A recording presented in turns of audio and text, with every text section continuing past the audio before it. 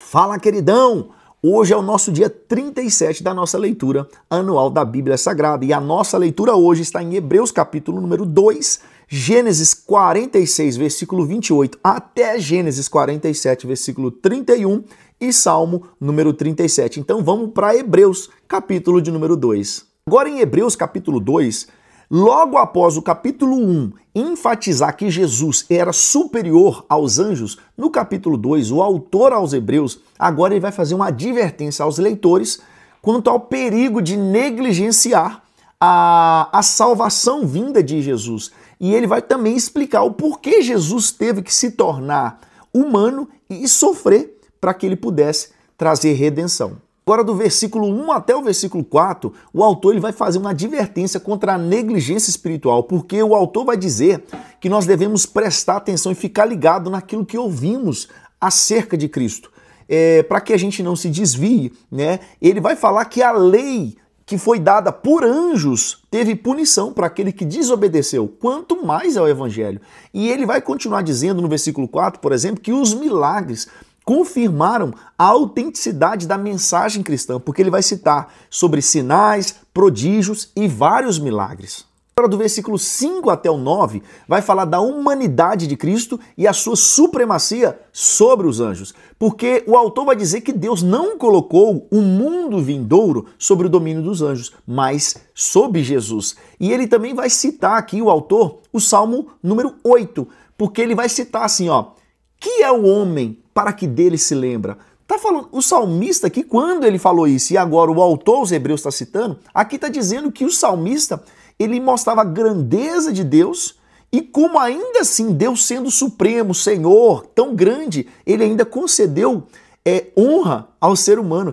Aí por isso que vem a pergunta, que é o homem para que dele se lembre, né? E também aqui no versículo 5 até o 9, o autor aos Hebreus vai citar Jesus, que por um tempo se fez menor que os anjos, né? Porque quando Jesus ele assume a condição física, né, de forma humana, é isso que aconteceu. Jesus por um pouco tempo ele se fez menor que os anjos. E o autor de Hebreus ele vai citar que por meio do sofrimento da morte, Jesus trouxe graça de Deus para todos. No versículo 9 ele vai falar, né, pela graça de Deus provar-se a morte por todos. Jesus ele morreu para oferecer salvação a toda a humanidade. Do versículo 10 até o versículo 18, vai mostrar que Jesus ele é o autor da salvação e é o nosso irmão.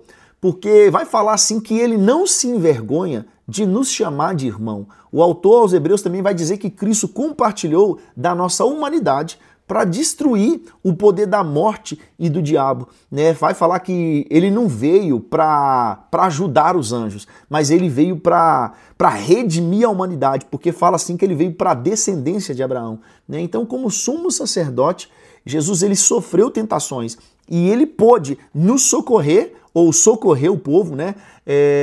De socorrer aqueles que eram tentados, né? Então, assim, quando o autor fala assim que ele leva muitos filhos à glória, no versículo 10, quer dizer que o propósito da obra de Cristo era, de fato, trazer muitos para a glória de Cristo, né? Então, quando fala assim no versículo 18, ele mesmo sofreu sendo tentado, isso significa que Jesus experimentou dores reais e tentações verdadeiras, mas ele não pecou, né? Então, assim, Jesus aqui, ele nos chama de irmão, compartilha a nossa humanidade, porque ele sabia, de fato, aquilo que nós estávamos enfrentando como humano. Então, a morte ela foi vencida por Cristo e nós não precisamos temer a morte. Agora nós vamos para Gênesis capítulo 46.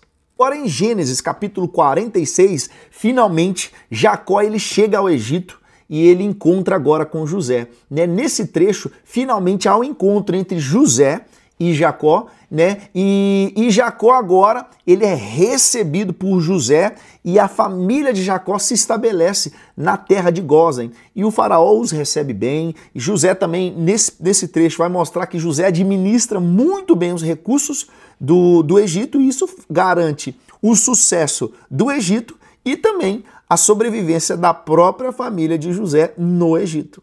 Então agora no capítulo 46, versículo 28 até o 34, nós vamos ver o reencontro de Jacó e de José. A Bíblia vai dizer que Jacó ele envia Judá na frente para avisar José que ele estaria chegando. Então José, ele vai ao encontro de seu pai e os dois choram profundamente, eles se agarram, né?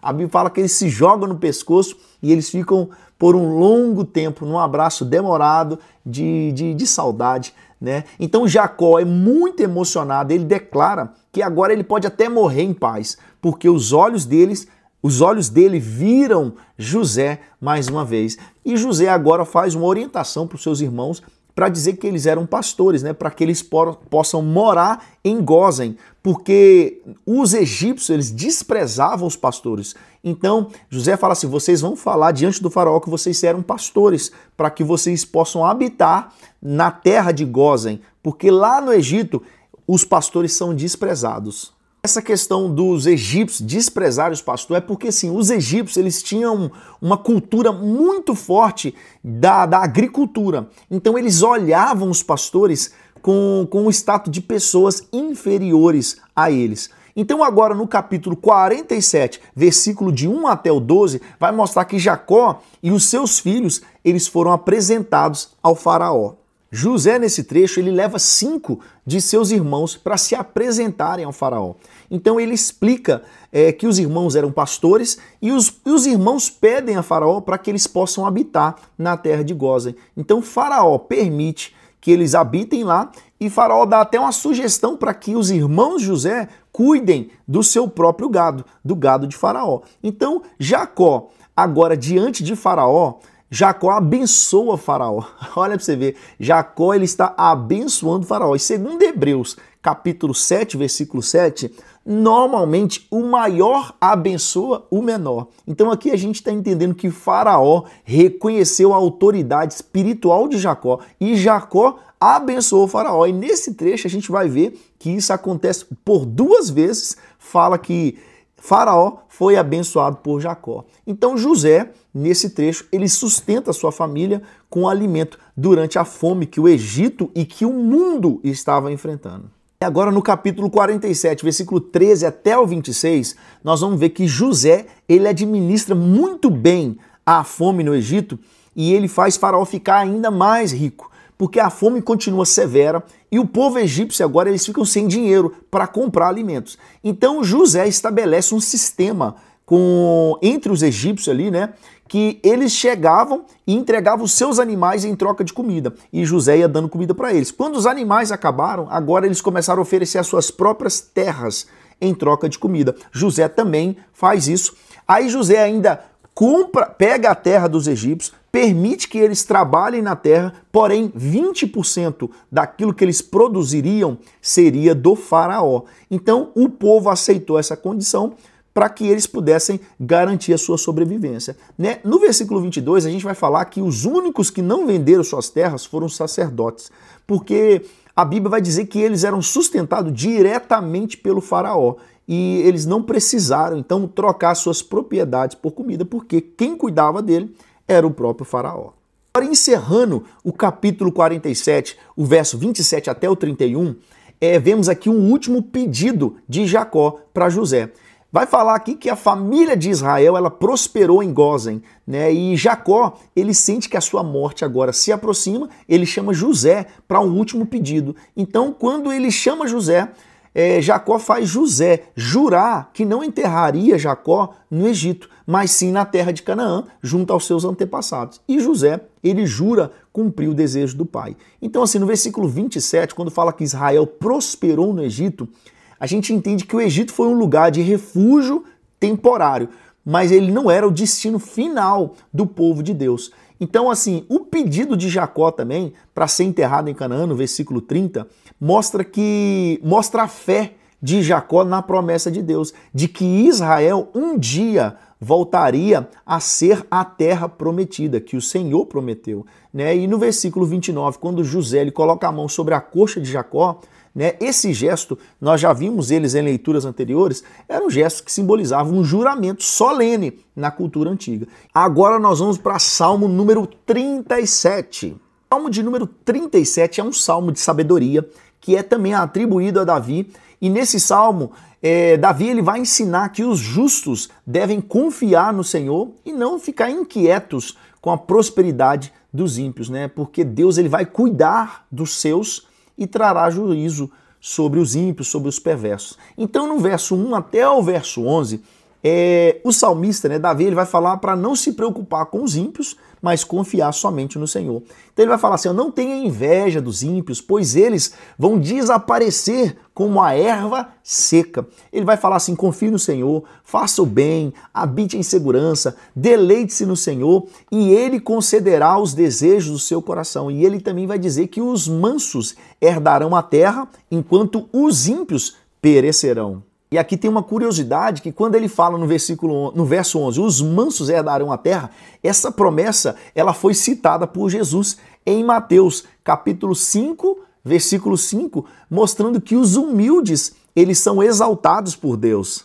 Agora do verso 12 até o 26, vemos que o destino dos ímpios, vemos que os ímpios e os justos têm um destino diferente, porque ele vai falar que os ímpios eles tramam contra os justos, mas Deus ri, Deus vai rir dos ímpios, pois Deus conhece o fim deles, né? E vai falar que o pouco do justo é melhor do que as riquezas dos ímpios. E ele vai dizer também que os passos do justo são firmados pelo Senhor e mesmo que caia, ele não vai ficar prostrado. Ele vai dizer também que Deus nunca abandona o justo e seus descendentes nunca vão mendigar o pão. Cara, e essa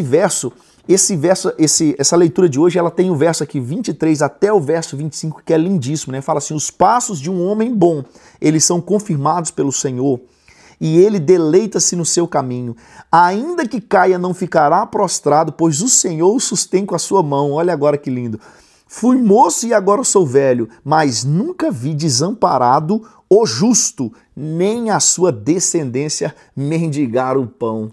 Essa declaração é uma das mais conhecidas e belas declarações da fidelidade de Deus conosco, querido. Aí agora vai encerrar do verso 27 até o verso 40, falando para que o salmista falando, espere no Senhor, Ele fará justiça. Né? Então ele fala assim, ó, os justos devem se afastar do mal e fazer o que é bom, pois Deus os protegerá. O salmista também vai dizer que os ímpios serão destruídos, mas os justos herdarão a terra. Os justos falam com sabedoria e têm lei de coração, lei de Deus no coração. E ele vai finalizar, espere no Senhor e siga seu caminho, pois Ele exultará os justos. Queridão, essa foi a nossa leitura do dia 37, nos vemos amanhã no dia 38. Só vem, queridão!